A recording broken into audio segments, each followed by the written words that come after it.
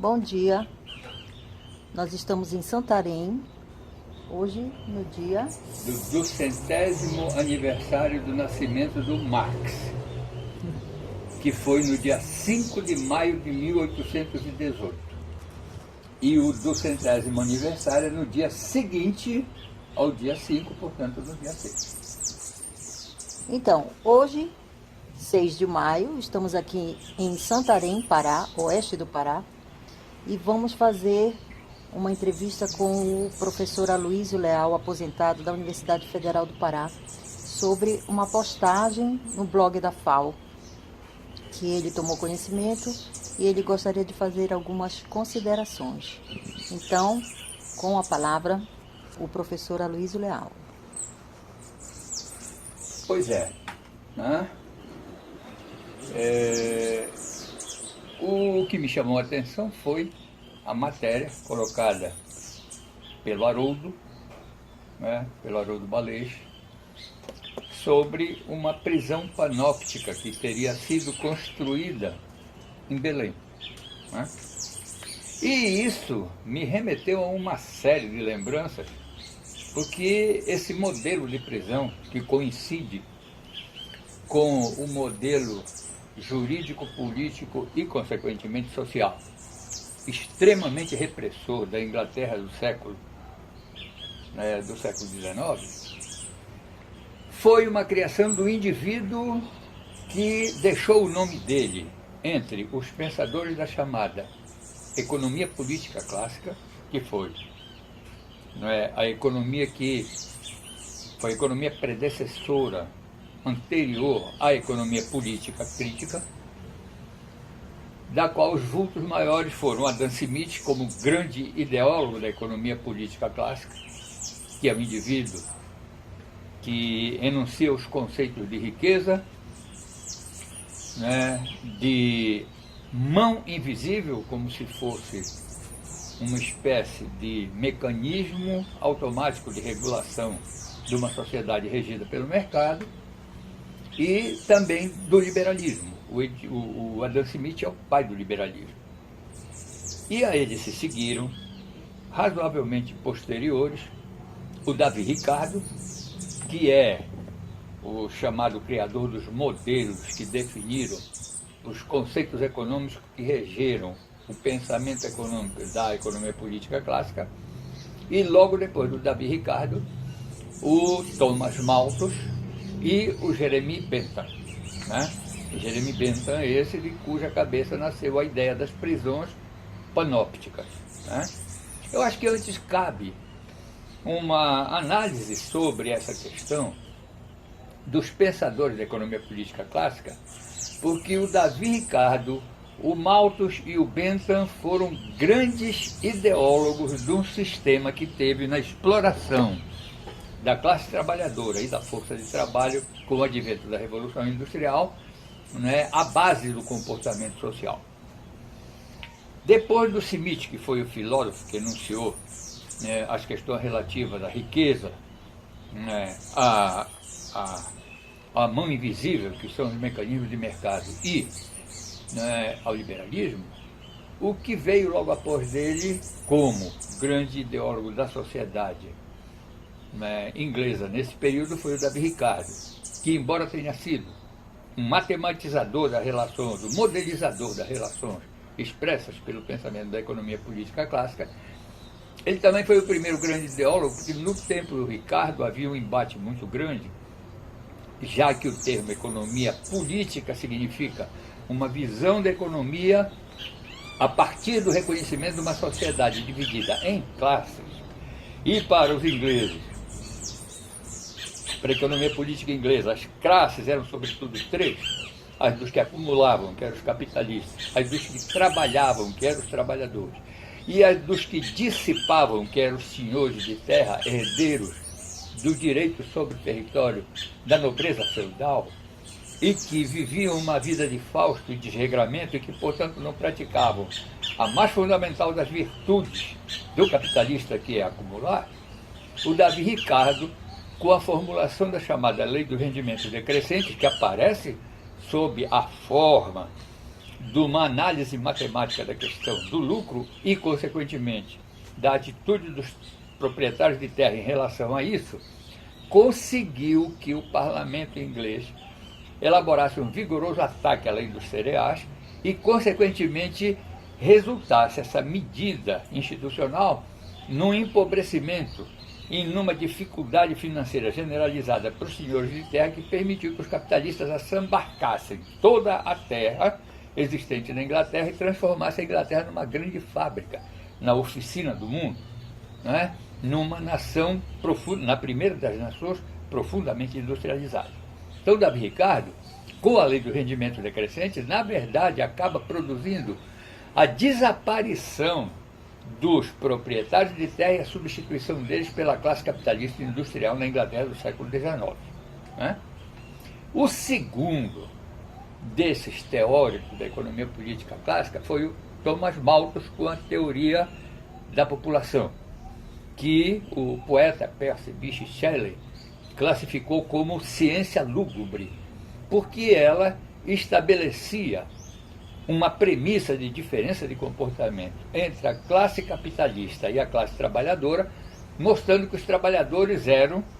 né, dentro de um princípio, dentro de uma visada extremamente preconceituosa, de que a classe trabalhadora era uma classe de vagabundos incorrigíveis que só poderiam ser tangidos para o trabalho pelo aguilhão da fome. Então, não é, o Malthus legitima, com a chamada teoria da população, que repousa naquela premissa falsamente científica de que o ritmo de produção do alimento não acompanha o ritmo do crescimento da sociedade humana, do crescimento da população. Ele estabelece a legitimidade da repressão preventiva contra a classe trabalhadora num período em que, em aproximadamente 3 décadas, como Marx demonstra nas obras dele, a Inglaterra liquidou 3 gerações de trabalhadores. Crianças de 6, 7 anos trabalhando nas fábricas, gente morrendo prematuramente. O terceiro período de trabalho das trabalhadoras, que de dia trabalhavam e de noite trabalhavam como prostitutas. Isso tudo é fruto da teoria malthusiana. E o terceiro, finalmente, é o Jeremy Bentham. O Davi Ricardo foi, nas teorias dele, o idealizador da teoria do valor-trabalho, que o Marx, aliás, toma, porque realmente é o trabalho que é a base do valor, que é um conceito essencial para a apropriação quantificadora dos princípios da teoria econômica. E o Marx reconhece essa validade no Ricardo, toma do Ricardo a teoria do valor-trabalho, assim como tomou também a teoria da renda da terra, não é? E elabora toda a teoria básica da economia política crítica sobre isso, sobre a relação, não é, de trabalho que envolve o homem e a natureza e produz a riqueza. O Bentham surge com uma outra proposta que o Marx depois desanca, porque ela é uma proposta falsa, que é a teoria do valor-utilidade, quer dizer, as coisas teriam valor dentro do mercado pela utilidade que elas têm. Né? Uma teoria falaciosa, mas que catapulta o Bentham à condição de pensador econômico da Inglaterra do século XIX, né? E que tem um lugar garantido, sobretudo dentro dos conceitos da chamada a economia neoclássica, que elimina do cenário quaisquer referências à relação entre proprietários e trabalhadores e faz de conta que a sociedade é uma imensa legião de produtores e consumidores sem tomar, não é, sem sequer de longe permitir que a gente aborde a questão das classes baseadas na relação de trabalho. Pois bem, o Bentham, além de tudo, era jurista, né? E era um indivíduo que tinha umas ideias estapafúrdias. Por exemplo, ele achava, né, que era um gasto desnecessário a construção de estátuas, porque ao invés disso, se mumificasse as pessoas e usassem elas como estátuas, seria muito menos custoso do que na realidade era naquela época em que o fausto da sociedade inglesa implicava, né, a construção de diversos monumentos, etc. Por efeito disso, curiosamente, o Bentham foi mumificado. Até hoje a cabeça dele está mumificada lá no colégio da Universidade de Londres, E o que é mais interessante é que fazem uns tais de diálogo com o Jeremy Bentham, no qual o pessoal pergunta algumas coisas e o camarada escondido atrás da cabeça mumificada dele responde. Ele foi, como jurista, naquele período de extrema repressão que nasce da teoria malthusiana em relação à população trabalhadora da Inglaterra industrial, o Bentham é o idealizador da prisão panóptica. Eu vi depois a planta da prisão panóptica que queriam construir aqui no Pará, e ela é diferente daquela que acabou sendo construída pela idealização do Bentham, primeiro nos Estados Unidos, que é a prisão de Statenville, no Illinois, e depois a prisão da Isla de Pinos, que foi construída pelo Gerardo Machado, que era ditador cubano nessa época, como uma prisão para abrigar aquilo que era considerado os piores indivíduos da sociedade cubana, e onde foi colocado Fidel. Depois do ataque ao quartel, Fidel acabou sendo preso na prisão da Isla de Pinos, hoje a Isla de la Juventud, né? E que obedecia a esse, digamos assim, a esse conceito arquitetônico de vigilância implacável estabelecida pelo Bentham, né? O Bentham, digamos assim, com a criação, com a idealização da prisão panóptica, o Bentham como que antecede o conceito de grande irmão que depois foi enunciado pelo Orwell na década de 1950, com a figura do grande irmão, aquele indivíduo que estava presente em tudo quanto era lugar e fiscalizava a todos sem que as pessoas percebessem que elas estavam sendo fiscalizadas. E que, como a esquerda inglesa não é a esquerda, ela é apenas o polegar da mão direita, ela está à esquerda dos outros dedos, mas ela é tão direita quanto todos os outros demais, o Orwell, embora caricatamente fosse considerado da esquerda inglesa, ele pretendia, com a figura do grande irmão, remeter isso à realidade da União Soviética. E, na verdade, nós vemos que hoje, né, a vigilância geral e a implacabilidade do controle social através dessa vigilância é justamente na sociedade capitalista, sobretudo nos grandes países da Europa Ocidental e nos Estados Unidos, né? Mas a prisão panóptica, ela era, em síntese, um edifício circular, uma arquitetura, né, de forma circular, no centro da qual estava uma torre de observação. Quer dizer, os indivíduos que estavam presos ali não se viam uns aos outros por causa do isolamento das células. As células eram dispostas em circunferência em vários andares no interior da prisão. Mas eles eram implacável e permanentemente fiscalizados pela pessoa que estava dentro daquele cubículo que ficava bem no centro geométrico da prisão. A prisão panóptica era isso, bastava um indivíduo para fiscalizar todo mundo, e a fiscalização era implacável, né?